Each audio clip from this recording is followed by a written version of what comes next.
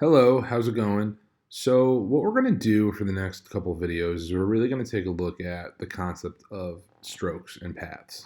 So, let's talk about what a stroke is. So, essentially, if you have a line such as this, um, we call this a path, right? We also sometimes refer to it as a stroke. We generally really refer to it as a stroke when we have something along these lines where we have got a shape that we have selected here, and it's got a path that encloses around two-dimensional space, so we have a shape.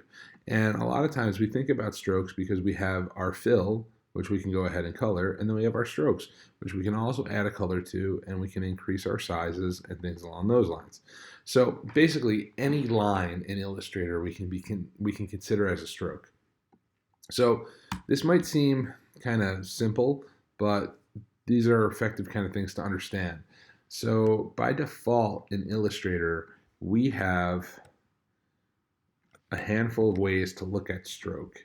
So if I open up my stroke palette, I will see right here that we have the opportunity to do a line stroke.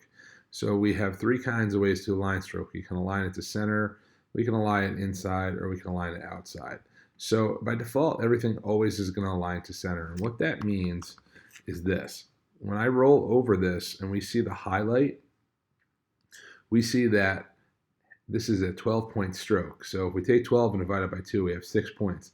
So 6 points of that stroke is falling on the inside of that blue outline, and then the other 6 points is falling on the outside of that blue outline. Okay? So the edge of our line is this, but we're going past it because we have our stroke aligned to the center. Now, another option for our stroke is to be aligned on the inside. So now, again, when we take a look at this, we see that as we roll over this, we can really not even see the path anymore. It's because of the black stroke and the white background, and the path is blue. So the path is directly on the edge here.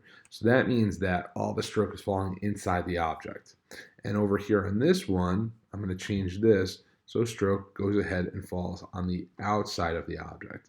So again, here's our path. It's around this red box, and all the stroke, all 12 points of the strokes are falling on the inside. So if we look at them all differently now, so we have, let's kind of stack them so they're a little easier to notice this. So we'll go ahead and we will put the stroke on the inside here, and then this is the middle stroke, and then this is stroke on the outside. And we can see how what it does is it makes the square essentially grow. So the reason I point this out to you is that depending on what it is that you're trying to create, you may want to have these strokes on the outside, on the inside, running along the center, and it can really make a big difference. For example, text, it's really a huge thing that you don't want the stroke running on the inside of the text, not really even in the middle too. And we'll get to that in a future video because text is kind of got a special part of the property. So we have the opportunity here to go ahead and modify these strokes. So that's just one simple thing that we want to kind of I want to highlight in the stroke palette here for you. The next thing is I'm going to just keep this one object, and I'm going to need a regular old line segment as well. And we have these things called caps, and we have these things called corners. So a cap is in reference to a single line or a path like this. So by default, everything has got what we call a butt cap. We can change it to a rounded cap, and we can also change it to what we call a projecting cap. A projecting cap is just like a butt cap, the fact that it's still rectangular in nature. It just pushes out past the anchor point. Whereas a rounded cap pushes out past the anchor point, but as you can see, it rounds itself. Now over here, we can sit there and we can play with the caps all day long and nothing changes because this shape has got corners to it. It's a square. So if I go ahead and I start out with what's default, we have what's called a miter joint. So that means that the 90-degree angle is happening and we have a perfect kind of seam happening here. We can also change this to a rounded joint, which essentially is going to go ahead and give us the semblance of somewhat of a rounded rectangle. It's not really that. What it is basically we're taking just the edges, we're making them a little bit softer there. Or we have this sort of stuff here for bevel joints. So what we're doing there is instead of having a stark, horizontal to vertical kind of change, there's this little kind of angled piece here to create somewhat of a bevel. All three caps and all three corners have their positives and have their negatives. I won't lie to you. I think that I have regularly, when I'm dealing with caps, I regularly will use the butt cap or the rounded cap. I use the rounded cap quite a bit, in fact, because as I draw in Illustrator, I want to try to have some sort of, how do I put this, organic quality to my drawings. And this rounded cap helps. Once in a blue moon, I will use a projected cap, and that's really only when maybe I'm trying to hide something, where like I can't get the line to do what I really want it to do, so I just need to extend it just like a very, very small amount. But that is like 1 in 1,000 things I do in Illustrator. And when it comes to corners, I use the miter corner all the time, and I use the rounded corner all the time. Again, the bevel is something that I don't really touch very often. When it comes to strokes, use all three. They have reasons that we use them all, but when we're talking about the alignment, there's positives to all of them. I will point out though that things like the rounded joint and the bevel joint, they only take effect if you've got your stroke aligned to either the outside or the middle. If you align those things to the inside, it makes no difference whatsoever what stroke you're using, what kind of corner you're using on that stroke. It makes zero difference because everything's applied to the inside, so the edge will always stay that hard shape. So just be aware of that, essentially. So one of the other things that we can do here is we can play around with this concept of dashed lines. And a dashed line is something that we're all familiar with.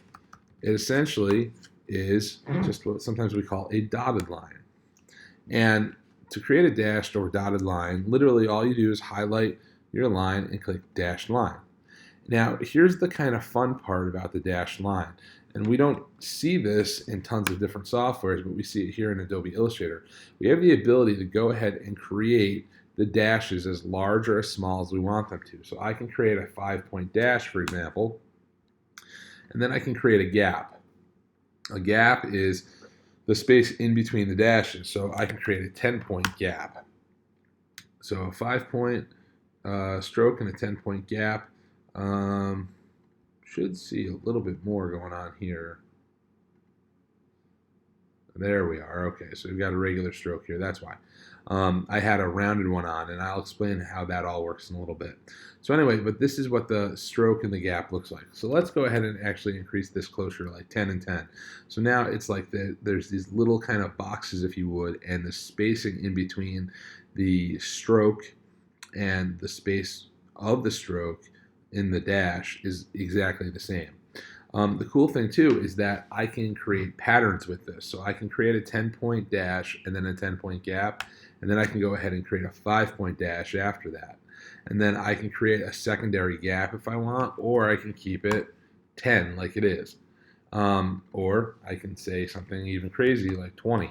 So I'm going to have somewhat of a pattern happening here. So a lot of times we kind of, I think, take the dotted line or the dashed line and we don't really give it much importance. But the problem is that when you do that, you are losing a really simple design tool. So you want to give it the time that it needs for you to understand how it works and experiment with this stuff. Last thing on the dotted line or the dash line is this right here. You have the ability to preserve your exact dash and gap lengths, or you have the ability to go ahead and align them to corners. And I always align them to corners, especially when I'm working with things like shapes. So I'm going to create a shape here of a circle really quick. And I want to show you that since we have that all selected, it fills in right here. So this is what it looks like when we use the exact lengths. It's looking pretty good, but then we kind of like right around here, right around some of these anchor points, they're kind of like spacing is getting a little weird. If I go ahead and I align the spacing, it just shifts things ever so slightly, but it goes ahead and it makes this thing actually kind of feel like it's a hole. So when you're going around shapes, you want to do that sort of stuff. And again, I do something along these lines and it doesn't really look like much because it's not. Let's be honest, it's just absolutely not. But at the same time, let's go ahead and let's select this object and then say edit copy, and then we'll just say edit paste and back, right? So now we just got a same copy of that circle, paste and back. Let's take the dash line off of that. Let's give it a color like a blue or something like that, or maybe even like a light gold. And here we go. Now we use these two things on top of one another to create some more visual interest around this circle. So you could do this in, let's say, like a logo, or if you were trying to just highlight a part in a design, something along those lines. It's a really simple skill, but it can go a long way. So give it a try and see what you think of it.